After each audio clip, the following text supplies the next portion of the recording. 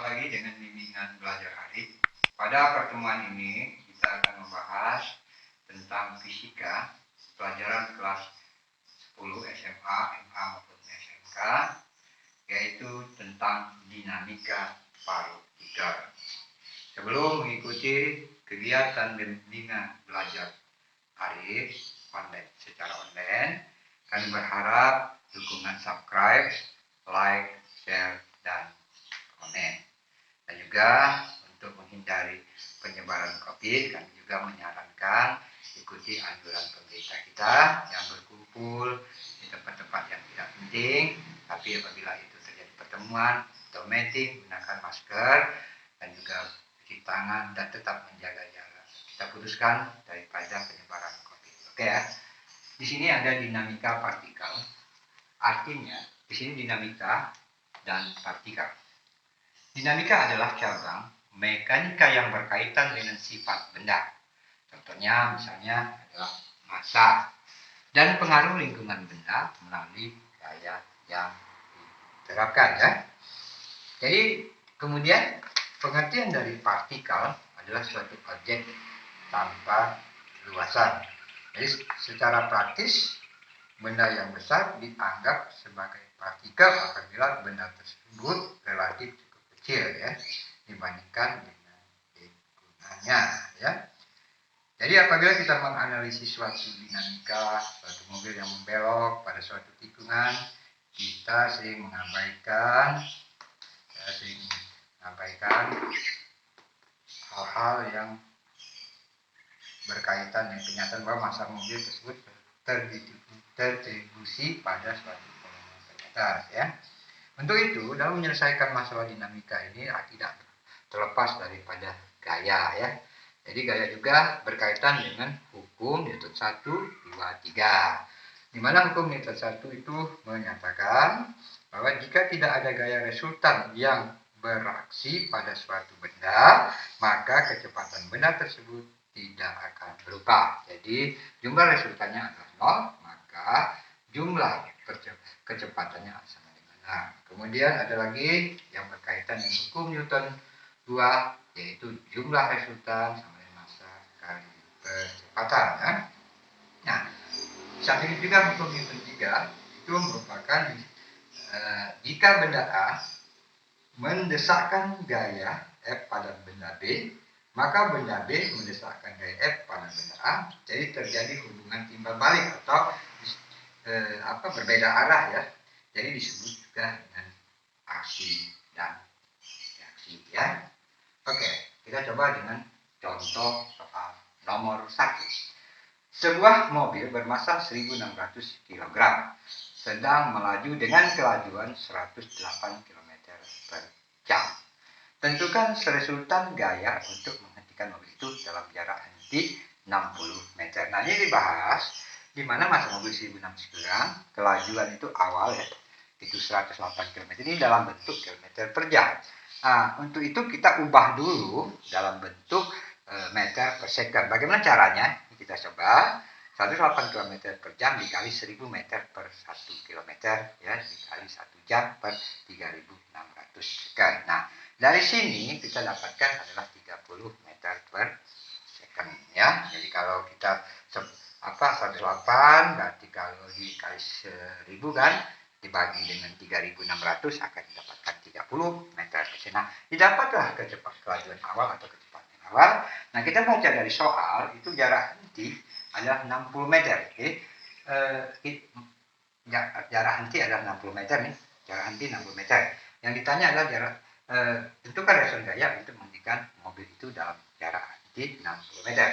Jadi yang ditanya di sini adalah bagaimana juga tetap kita berkaitan dengan ditanya adalah jumlah gaya ya. Nah, berarti setelah kita mengetahui itu kecepatan lanjut, kita kecepatan akhir. Kecepatan akhir ini dihubungkan dengan kelajuan ya. T kuadrat sama dengan FO kuadrat plus 2A kali jarak ya. Ini percepatan atau kecepatan ya. A kecepatan ya. Nah, percepatan ini yaitu meter per second kedua. Dia mengerti di situ ya. Nah, ini kecepatan ini akhir. Nah, akhirnya didapatkan di sini adalah A sama dengan kecepatan akhir pangkat 2 dikurang kecepatan awal pangkat 2 per 2 jarak ya. Nah, karena tadi sudah kita lihat bahwa kecepatan akhir itu ada 0, terhenti ya, terhenti jadi 0, maka kita 0 kuadrat min 30 kuadrat 2 kali 60. Nah, ini kita perhatikan di sini kan. Jadi kalau ini min 0,30 pangkat 2 ya. Jadi kalau kita sadari di situ bahwa akan terjadi pengereman di sini, karena pengereman jadi nilainya adalah min ya. Jadi jumlah ini hukum Newton 2 ya. Ini yang bergerak adalah hukum 2 ya. Newton. Nah, ya. Oke ya. Oke, lanjut ke soal nomor 2. Sebuah balok yang bermasa 2 kg mengalami 3 gaya. Masing-masing gaya pertama 20 Newton, gaya kedua 30 Newton, gaya ketiga 50 Newton. Seperti gambar yang terlihat. Di mana gaya pertama dan gaya kedua adalah ke kiri, berarti kita min posisinya ya.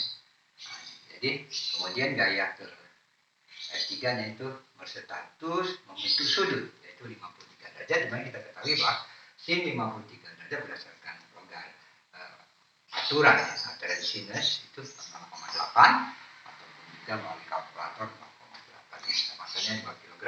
Sini kita perhatikan tidak ada perubahan karena ini bentuk satuannya adalah sama ya. Jadi berdasarkan hukum Newton 2, jumlah resultan sama dengan massa kali kecepatan. Nah, kita perhatikan di sini bahwa gaya F3, berarti F3 ini ke kanan, itu dikurang gaya ke kiri, jadi massa kali kecepatan. Dimana kita 50 kita ketahui di sini F3 dikali 0,6 karena sin daripada 53 itu adalah 0,6 ya, kurang 20 kurang 30 didapatlah hubungan ya sama dengan massa 2 percepatan, karena yang ditanya adalah percepatan ya. Nah, dari sini 30 dikurang 50, ini 50 kali 0,6 30 min 20 ya, didapatlah sini 20 sama dengan 2A, maka didapatkanlah percepatannya adalah min 10 meter per second 2 ya. Jadi arah balok karena ini min, maka arah balok adalah ke kiri. Nah, kemudian soal nomor 3 ya. Di sini ada satu balok B bermasa 6 kg terletak di atas bidang miring yang licin ya, dengan sudut kemiringan 30 derajat celcius sin 30 derajat sama dengan 0,6, gravitasi 10 meter per second pangkat 2. Yang ditanya adalah hitung gaya yang dikerjakan bidang miring pada balok B. Nah, ini bidang miring ya. Jadi kita di sini bidang miring ini kalau kita jelaskan bahwa bidang miring itu selalu berkaitan dengan seperti ini. Saya jelaskan dulu nih. Ini ya, utamanya bidang miring. Nah, ini ada satu tumpuan gaya normal, jadi gaya normalnya di sini. Berarti kalau sudah ke situ ada gaya ke sini. Nah, gaya ke sini itu W sama dengan M C. Ini kalau bentuk begini. Nah, kemudian ada lagi satu gaya lagi yang ke arah sini. Jadi namanya MJ cos ya. MJ cos ya. Nah, karena ini sudutnya sudah kita 37 derajat, berarti di sini ada 37 derajat ya.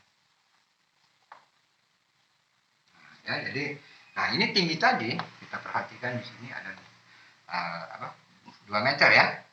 Nah, jadi kita 2 meter, kita tulis di sini 2 meter ya. Ini yang untuk ini ya, nomor 3 penjelasannya aja. Ini 2 meter ya. Ini di sini saya gambarnya maksud saya.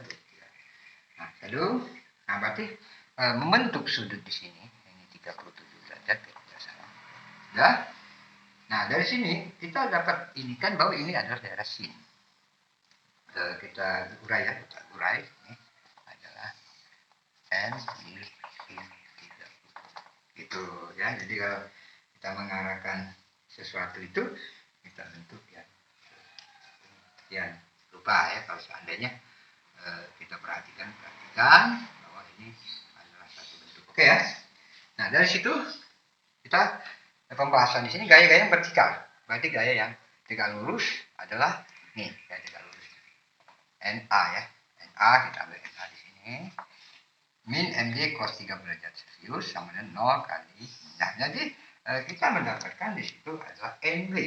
Jadi yang ditanya adalah di sini adalah NB, bukan NB berapa. Nah, jadi didapatkanlah di situ dengan hubungan ini. NB adalah MD cos 3 derajat, yaitu 6 kali 10 kali 0,6 sama dengan 48. Ya.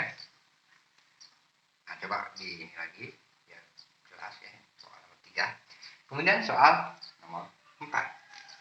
Di dalam soal nomor 4, itu kita beri sebuah beban yang masanya 6 kg tergantung pada 2 tali seperti pada gambar. Nah, berarti seperti pada gambar itu ada sudut 2 di mana T1 53 derajat, 37 derajat itu di antara T2.